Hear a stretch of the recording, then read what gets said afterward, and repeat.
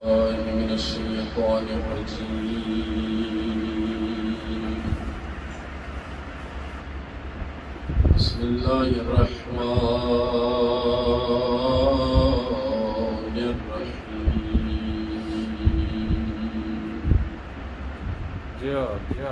الحمد لله رب العالمين.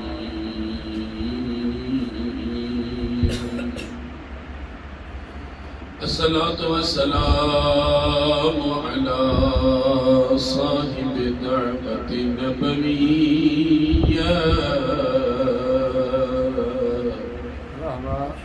والصولة الحيدرية والعصمة الفاطمية والحلم الحسنية والشجاعة الحسينية والصبر السجادية والآثار الباطنية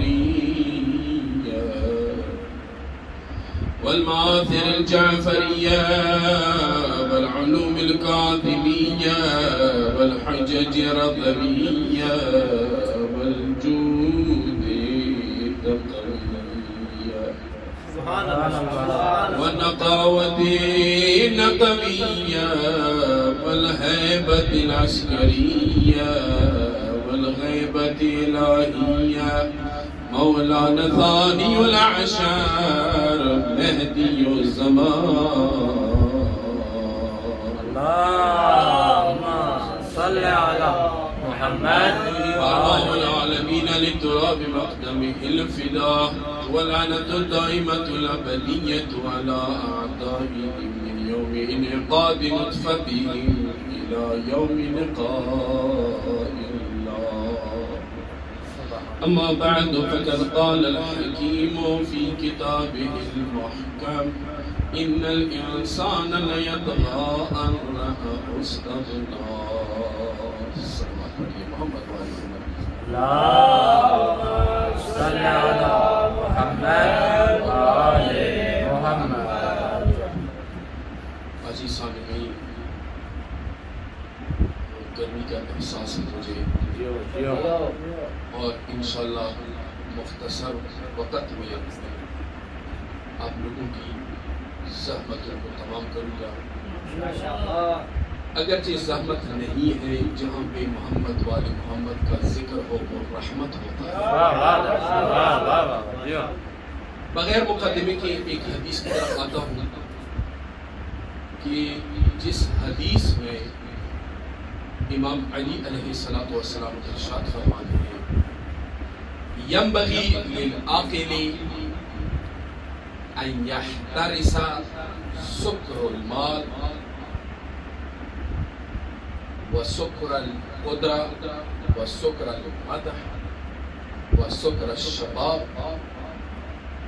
آپ لوگوں نے تو یہ سنا ہوگا کہ شراب کا ایک نشہ ہوتا ہے، انسان کو مستی میں لاتا ہے. لیکن آج امام علی علیہ السلام کی اس حدیث میں کچھ اور بھی نشے ہمیں مل گئے کہ جو انسان کو نشے میں مبتلا کر دیتا ہے. صرف شراب کا نشہ نہیں بلکہ مولا فرماتے ہیں ینبغی، بعض اوقات فقہی استدلال میں اگر ہو استحباب بھی ثابت ہوتا ہے یا بعض دفعہ وجود تک بھی چلا جاتا ہے، لیکن بہرحال سزاوار ہے، ینبغی سزاوار ہے عاقل کے لیے ان یحترسا کہ وہ خود کو بچائے سکر المال، دولت اور پیسوں کی نشے سے. انسان کو چاہیے کہ دولت میں نہ کھودے اپنے آپ کو اور اپنا ہم و غم پورا دولت اور مال نہ بنائے. دوسری جگہ پہ خود حضرت فرماتے ہیں کہ کنز المال، یہ پیسوں کا جمع کرنا، دولت کو جمع کرنا تمیت القلوب، دلوں کو مردہ کرنا. اور جب تک انسان دنیا کے پیچھے چلا جائے مولا فرماتے ہیں کہ وَيَسْتَخِفُ الْوِقَارِ انسان کی عزت اور آبرو کو کم کر دیتا ہے۔ قرآن کی آیت کی طرف آتا ہوں کہ جہاں پہ سورہ قصص آیت نمبر 78 میں اللہ رب العزت ارشاد فرماتے ہیں فَخَرَجَ عَلَىٰ قَوْمِهِ بِزِينَتِهِ، قارون کے حوالے سے کہتے ہیں کہ وہ چونکہ بہت دولت مند تھا، فَخَرَجَ عَلَىٰ قَوْمِهِ بِزِينَتِهِ، وہ اپنے قوم کی طرف جب نکل آیا تو زینت کر کے لباس مہنگے لباس پہن کے زیورات پہن کے اور خود کو تیار کر کے قوم کے پاس جب آیا، جس طرح کہ ہم شادیوں میں خود کو بنا کے سنوار کے جاتے ہیں شادیوں میں، اسی طرح وہ ایک خاص لباس پہن کر مہنگے لباس اور جوتے وغیرہ پہن کے جب وہ قوم کی طرف آیا، قرآن کہہ رہا ہے وَقَالَ الَّذِينَ يُرِيدُونَ الْحَيَاةَ الدُّنْيَا، وہ لوگ کہ جو دنیا کو چاہنے والے تھے انہوں نے کہا یا لیتا لنا مثل ما اوتی قارون، اے خدا ہمیں بھی وہ عطا کریں گے جو قارون کو عطا کیا ہے، اے خدا ہمیں بھی وہ عطا کرے۔ تو یہاں پر ساتھ میں ہی اللہ رب العزت نے فرمایا وَقَالَ الَّذِينَ أُوتُوا الْعِلْمَ، وہ لوگ کہ جن کو اللہ نے علم عطا کیا تھا انہوں نے کہا وَيْلَكُمْ ثواب اللہ خیر من آمن وعمل صالحا، وائے ہو تم پہ، جہنم کا ٹھکانہ ہو تمہارا، کیونکہ ثواب افضل ہے، خیر ہے اس دنیا کے مال سے۔ یہ کس نے کہا؟ جن کو اللہ نے علم عطا کیا تھا۔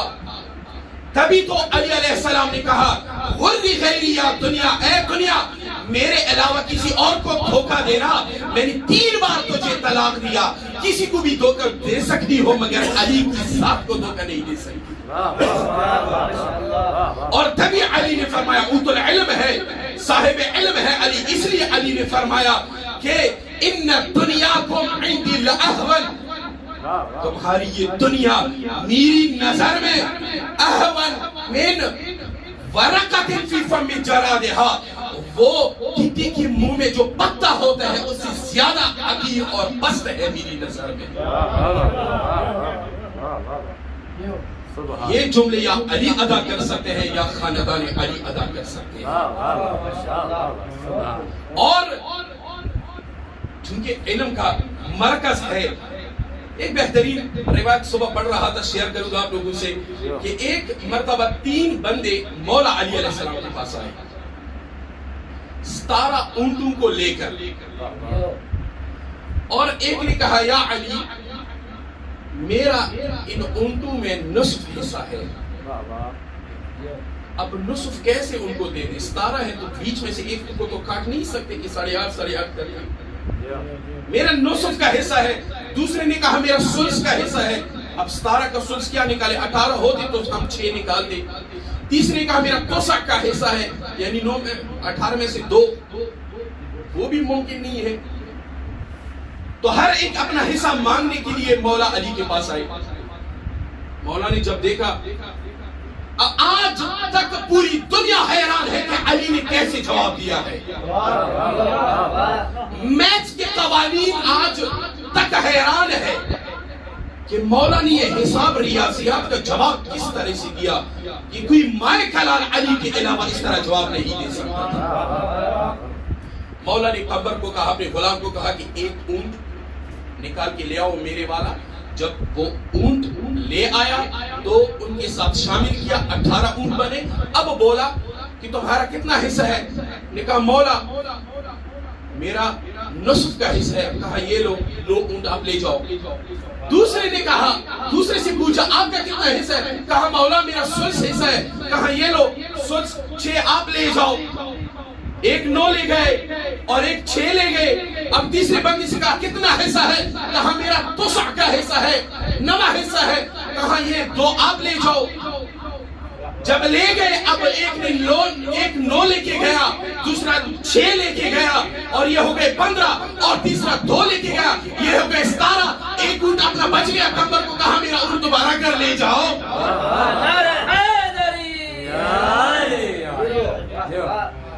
اور ایک دوسرا حساب کہ جب یہودی امام علی علیہ السلام کے پاس آیا، کہا کہ ایک سوال پوچھنا چاہتا ہوں، مجھے ایک ایسا عدد ڈیجٹ بتا دیں کہ جس کا نصف بھی بنتا ہو، جس کا ثلث بھی بنتا ہو، جس کا ربع بھی بنتا ہو، جس کا خمس بھی بنتا ہو، جس کا سدس بھی بنتا ہو، اور جس کا سبع بھی بنتا ہو، جس کا ثمن بھی بنتا ہو، جس کا تسع بھی بنتا ہو،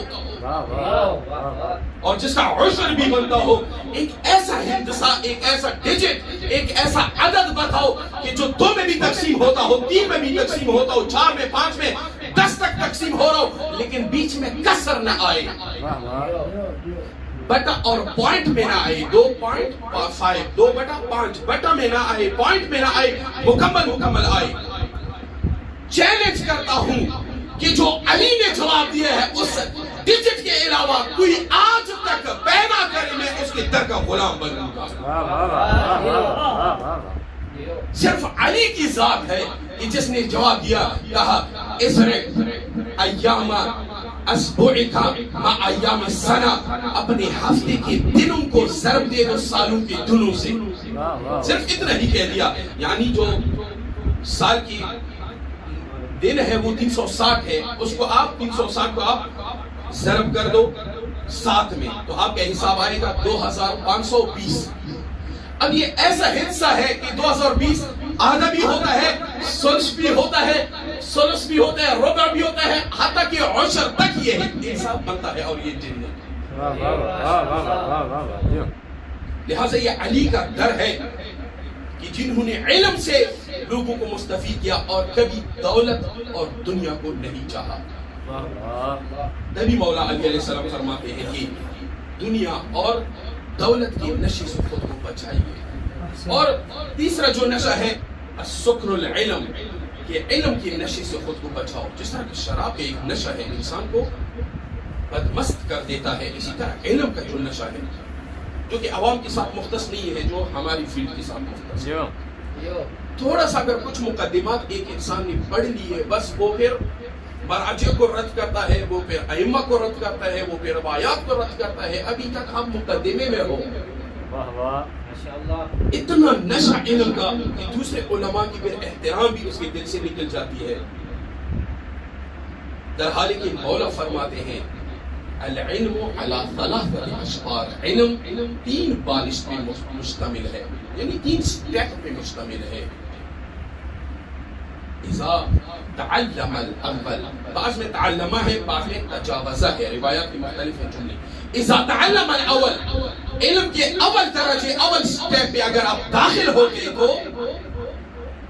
تکبر، کبر میں آؤ گے، غرور میں آؤ گے، جس طرح کے مقدماتی بندی کے بارے میں بولا۔ اور جب انسان دوسرے سٹیپ کی طرف پہنچ جاتا ہے، اذا تدخل الثانی یا تتعلم الثانی یا تتجوز الثانی، دوسرے سٹیپ میں جب وہ داخل ہوتا ہے تواضع، پھر وہ تواضع کرنے لگتا ہے۔ لیکن جب علم کے آخری سٹیپ پہ وہ پہنچ جاتا ہے، اذا تعلم الثالث، تیسرے مرتبہ میں جب وہ داخل ہوتا ہے علم انہ لا يعلم شیئا، وہ پھر سمجھتا ہے کہ مجھے کچھ نہیں آتا۔ لہٰذا یہ علم کا جو نشہ ہے یہ خود سے اتاری ہے، یہ انسان کے نہ چھڑے۔ اور تیسرا جو نشہ ہے، 6-7 نشے ہیں، آخری شاید بیان کر پاؤں، ٹائم نہیں ہے۔ سکر القدرہ، وہ نشہ کی جو قدرت کی وجہ سے انسان کو ہوتا ہے۔ اگر ایک کرسی انسان کو ملی، ایک عہدہ انسان کو ملا، قدرت ملی، پاور ملا، تو اس کی وجہ سے وہ نشے میں ہوتا ہے، جس طرح کہ یزید کو یہ نشہ لگ گیا تھا کہ جس نے ائمہ کی شان میں یوں خود گستاخی کی کہ لعبت بنو ہاشم بالملک لا خبر جاء بلا وحی نزل، اس حد تک قدرت نے اس کو ذلیل اور پست کیا تھا کہ بنی ہاشم نے، رسول نے، ائمہ نے سب ایک دھوم مچا رکھا ہے، ایک کھیل مچا رکھا ہے، کچھ بھی نہیں، نہ کوئی وحی آئی ہے، نہ کوئی فرشتہ نازل ہوا ہے۔ اے کاش بدر کے وہ میرے اجداد زندہ ہوتے، دیکھتے آج کہ یزید نے کیسے بدلہ لیا۔ یہ قدرت جو کہ ختم ہونے والی ہے، جس طرح شداد سے زیادہ قدرت تو کسی کو نہیں دی۔ یہ بہترین عبداللہ ابن قلابہ جو کہ غریب شام کے زمانے میں رہتا تھا. امیر شام نہ کہیے, امیر صرف امیر المومنین امیر کائنات ہے, جو بھی ہے وہ غریب شام ہے.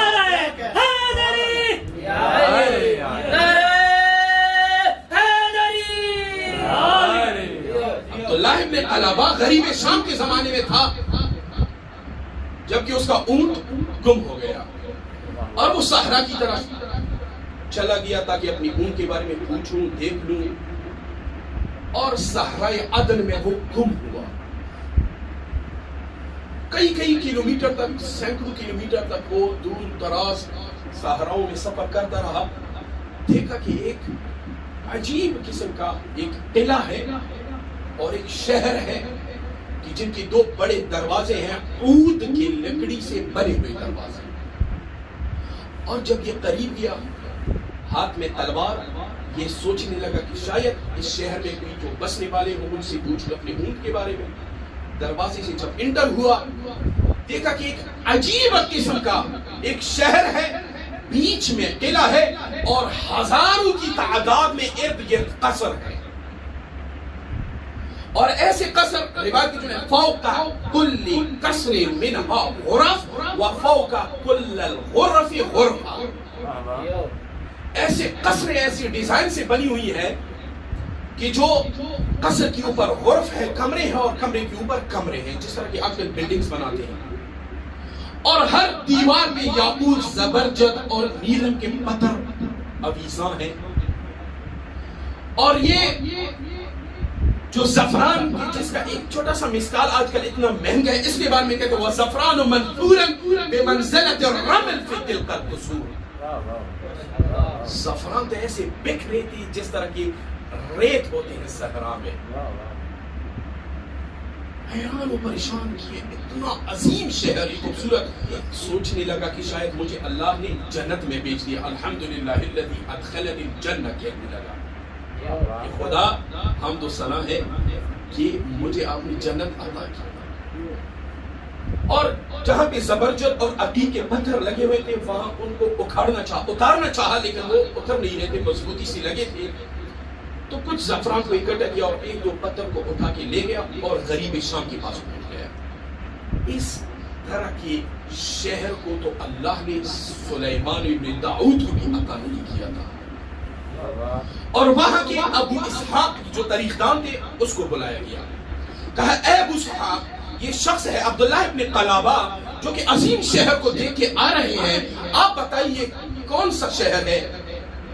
آپ بوڑھے ہیں, آپ تاریخ سے آشنا ہیں. تو وہ کہنے لگے کہ ہاں یہ وہی شہر ہے کہ جس کو شداد نے بنایا تھا اپنے لیے, جس کا نام ارم تھا.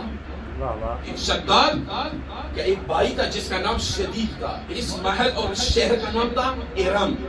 ذات العماد اس وجہ سے کہ اس میں عجیب قسم کی ستون لگے ہوئے تھے. تو یہ شدید اور شداد, پہلا جو بڑا تھا اس کا وہ شدید تھا. دونوں نے بہت ظلم کیے, رعیت پہ, لوگوں پہ ظلم ڈھائے, لیکن وہ شدید جلدی مر گیا. اس کے بعد شداد آ گیا اور شداد کو کتابوں سے بہت لگاؤ تھی اور شوق تھا, کتابوں کو پڑھتا تھا. لہٰذا جب بھی وہ کتابوں میں جنت کے بارے میں سنتا رہتا تھا اور پڑھتا رہتا تھا, اس کے دل میں ایک خواہش آئی کہ میں ایک جنت کو اسی طرح بنواؤں. اور 1000 انجینئرز کو بلوایا.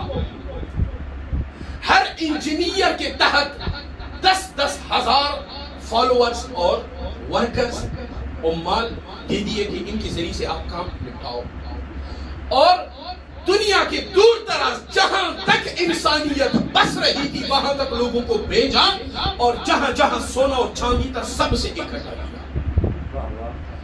کوئی اگر دے رہا تھا پیسوں پہ تو ٹھیک, نہیں تو زبردستی کر کے. بہرحال ہر مرد و زن سے اس نے, اور ہر شہر سے, ہر علاقے سے, ہر گلی و کوچہ سے جتنی بھی زبانات نے اکٹھا کیے اور ہر لوگوں کو دور دراز تک بھیجا ایک ایک پتھر اکٹھا کرنے کے لیے. اور نہروں کو زمین کے نیچے سے بہایا. لہذا یہ 300 سال لگے ارم جیسے شہر کو آباد کرنے میں. 300 سال. اور خود اس کی جو عمر تھی وہ 900 سال عمر ہے شداد 300 سال. کہ میں کہہ رہا ہوں اس لیے تو کہتا ہوں کہ قدرت اگر الہی طریقے سے استعمال کرے تو اس کے لیے دوام ہے، لیکن اگر قدرت کو غلط طریقے سے استعمال کرے، ظلم کا فائدہ لے لے اس قدرت سے، تو اس کی زوال میں دیر نہیں. اس لیے 10 سال ان کو تیاری میں لگے تاکہ اس شہر تک جائیں، پورے گاؤں کو اور پورے لوگوں کو جمع کیا، رنگ و غن وغیرہ 10 سال اضافی لگے. اب سب شور و غول سے خوشی سے شہر میں داخل ہونے کے لیے ایک تاریخ معین ہوا کہ اس تاریخ کو ہم شہر میں داخل ہوں گے، اور وہ شہر تھوڑا دور تھا صحراؤں میں، 1 دن اور رات کا سفر تھا وہاں پر.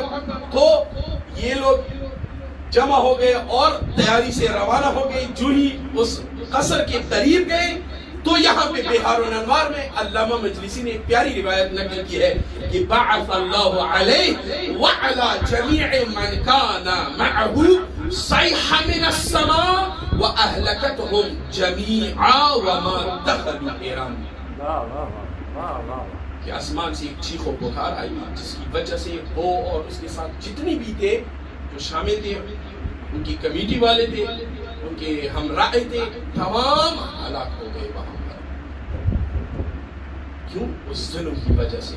قدرت سے اس نے ظلم کا استفادہ کیا تھا. اور اسی طرح ایک ہے، ٹائم ختم ہونے والا ہے، اسی طرح ایک سکر الشباب ہے کہ جوانی کا جو نشہ ہے. ظاہر ہے اگر انسان جب بوڑھا ہو جائے وہ تو پھر فٹ بال نہیں کھیل سکتا، وہ تو پھر کرکٹ نہیں کھیل سکتا، وہ مسجد اور بارگاہوں کے لیے بھی ہوتا ہے، تسبیحات میں لے کر ذکر کرنے لگتا ہے.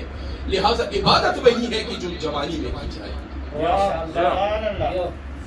لیکن جوانی میں جو نشہ ہے، جوانی کا جو نشہ ہے کہ جو نہ والد کی بات کو مانتا ہے، نہ وہ امی کی بات کو مانتا ہے، نہ وہ بڑوں کی بات کو مانتا ہے، نہ وہ احترام کرتا ہے. ایک جوانی کا ایک نشہ ہے، ایک بالوں کا ایک اپنا انداز ہے، ایک داڑھی کا ایک اپنا انداز ہے، ڈریس کا ایک اپنا انداز ہے. یہ جوانی کا نشہ ہے، یہ انسان کو نابود کرتا ہے. اور مولا علی علیہ السلام فرماتے ہیں کہ عقل کو یہ کم کر دیتا ہے، اور یہ نشہ رعب اور دبدبے کو اور عزت و وقار کو خفیف کرتا ہے. اور آخر میں بس یہ کہہ کے اپنی اس تقریر کو ختم کروں گا کہ مولا نے آخر میں فرمایا کہ سکر اور مدح کا جو نشہ ہے اس سے بھی خود کو بچا کے رکھیے. اگر کوئی آپ کی مدح کر رہا ہے، من مدحک فقد ذبحک، روایت ہے اگر کوئی آپ کی مدح کر رہا ہے آپ کے سامنے تو سمجھو آپ کو ذبح کر رہا ہے.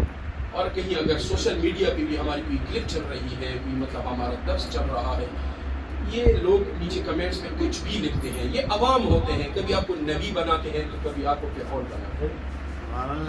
لہٰذا اس مدح کے پیچھے نہیں پڑنا چاہیے. یہ مدح انسان کو اللہ سے دور کر دیتا ہے. لہٰذا یہ کچھ نشہ آور چیزیں کی کہ جو انسان کو نشے میں کر دیتی ہے اور انسان کو اللہ سے دور کر دیتی ہے. قدرت یزید جیسی قدرت کہ جس نے ائمہ کی قتل کی، اور جس نے امام حسین کو شہید کیا، جس نے امام سجاد علیہ السلام کو کوفہ اور شام کی بازاروں میں. مولا سجاد خود فرماتے ہیں اوقات اسیرا فی دمشق کأننی عبد غاب عنہ النصیر.